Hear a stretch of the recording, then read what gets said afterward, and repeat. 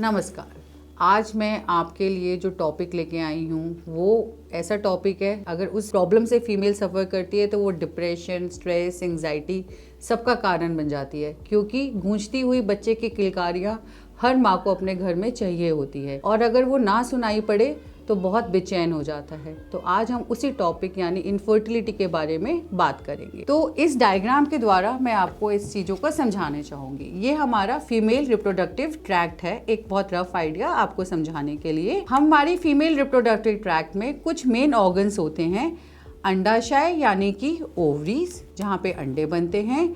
नली यानी कि फलोपियन ट्यूब, जहाँ से ये अंडा पिक होके यूट्रस के अंदर जाता है। बच्चादानी यानी यूट्रस, जहाँ पे कंसीव होने के बाद बच्चा आके चिपकता है और पनपता है।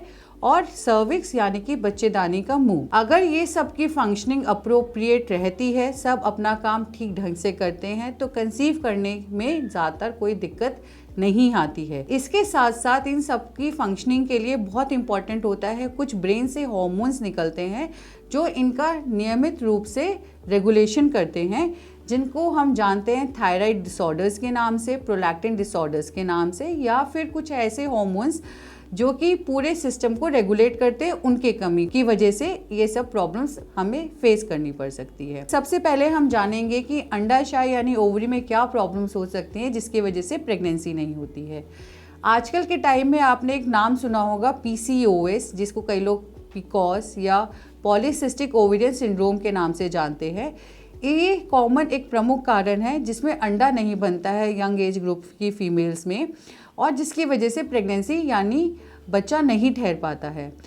ये इसके साथ साथ कुछ और प्रमुख कारण जिसमें अंडा नहीं बनता है वो रहती है बढ़ती उम्र। आजकल का जो ट्रेंड है, क्योंकि हम सब महिलाएं पढ़ रही होती हैं, करियर ओरिएंटेड हैं, अपनी इच्छा के अनुसार बच्चा पैदा करती हैं, तो एक कॉमन पैटर्न बन गया है कि लेट 30s या अर्ली 30s में प्रेगनेंसी को प्लान करना। तो उस केस में हमारे जो हार्मोन्स हैं वो जो अंडा बनाते हैं वो थोड़े कम हो जाते हैं, क्योंकि ओवेरियन रिजर्व कम हो जाता है।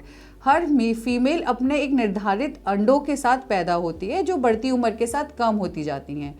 इसको नापने के लिए एक AMH यानी एंटी मलेरियल हार्मोन नाम का एक टेस्ट होता है, जिससे हमें पता चल जाता है कि ओवेरियन रिजर्व कितना है। उससे हम आगे अपनी प्रेगनेंसी प्लान कर सकते हैं। अगर किसी में ओवेरियन रिजर्व कम है तो उसे प्रेगनेंसी जल्दी प्लान कर लेनी चाहिए। इसके साथ साथ थायराइड डिसऑर्डर, जैसे मैंने नाम लिया, अगर थायराइड के लेवल्स बढ़ जाते हैं, TSH की यानी कि थायराइड हार्मोन्स की कमी हो जाती है, तो उसका भी अप्रोप्रिएट इलाज करके समय से हमें आगे बढ़ना चाहिए। जो नेक्स्ट प्रमुख कारण होता है नलियों का ब्लॉक हो जाना। कुछ ऐसी बीमारियां होती हैं जिसमें नलियां ब्लॉक होने के चांसेस ज़्यादा होती हैं, जैसे कि एंडोमेट्रियोसिस। एंडोमेट्रियोसिस एक बीमारी होती है जिसके अंदर खून के धब्बे बनने के कारण बच्चेदानी के बाहर आके चिपक आ जाती है, और इसमें ये थोड़ा हायर लेवल की बात है, लेकिन मैं आपको इजी वे में समझाने की कोशिश करती हूँ। ये नलियों की शेप बिगड़ जाती है और अंडाशय भी नलियों पे या बच्चेदानी में पीछे आके चिपक जाता है, जिससे कि जो अगर अंडा बन भी रहा है तो वो ये ट्यूब उसे पिक नहीं कर पाती है और प्रेगनेंसी नहीं हो पाती है। और बहुत ही कॉमन एक इन्फेक्शन हमारे देश में जो अभी भी बहुत पाया जाता है, यानी ट्यूबरक्लोसिस भी ट्यूबल ब्लॉक का एक बहुत कॉमन कारण होता है। इसके साथ साथ अगर बहुत इस एरिया को कोई फाइब्रॉइड है तो भी वो ट्यूब को डिस्टॉर्ट कर देता है, जिसकी वजह से अगेन ट्यूब की शेप और उसकी फंक्शनिंग डिस्टर्ब होती है और वो प्रेगनेंसी कंसीव करने में दिक्कत का एक कारण बन जाती है।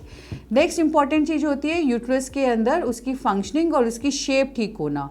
शेप से बोले तो उसके अंदर कोई पॉलिप नहीं होना चाहिए, कोई ऐसा फाइब्रॉइड जो अंदर यूट्रस के अंदर की साइड को स्पेशली डिस्टॉर्ट करता हो, ऐसा कोई रसौली जिसे हम हिंदी भाषा में बोलते हैं, ऐसी कोई प्रॉब्लम नहीं होनी चाहिए। और इसकी जो लाइनिंग एंडोमेट्रियम यानी कि अंदर की जो झिल्ली है वो मासिक के हिसाब से घटती बढ़ती है, उसका घटता बढ़ना प्रॉपर ढंग से होना चाहिए अगर कंसीव करना हो बच्चा। तो इन सब चीज़ों के लिए अलग अलग तरह के टेस्ट होते हैं जो कि करवा के इन सब की स्थिति हमें समझ में आ सकती है और हम अपनी प्रेगनेंसी प्लान कर सकते हैं और अप्रोप्रिएट इलाज ले सकते हैं।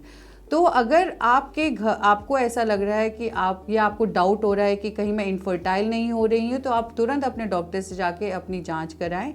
और अगर जब भी आप प्रेगनेंसी प्लान कर रहे हो और 1 साल तक आप कंसीव नहीं कर रहे, तो भी आप ना वेट करते हुए तुरंत डॉक्टर से मिलें, क्योंकि ज़्यादातर बच्चे 1 साल में कंसीव हो जाते हैं। हो सकता है आप किसी ऐसी बीमारी का शिकार हो जिससे आप कंसीव नहीं कर पा रहे हैं। तो ये सब जानने के लिए, इसके आगे हर डिजीज़ के फर्दर जानने के लिए आप मेरे नेक्स्ट वीडियोस देख सकते हैं, जिसमें मैंने इनकी डिटेल इन्फॉर्मेशन दी हुई है। धन्यवाद।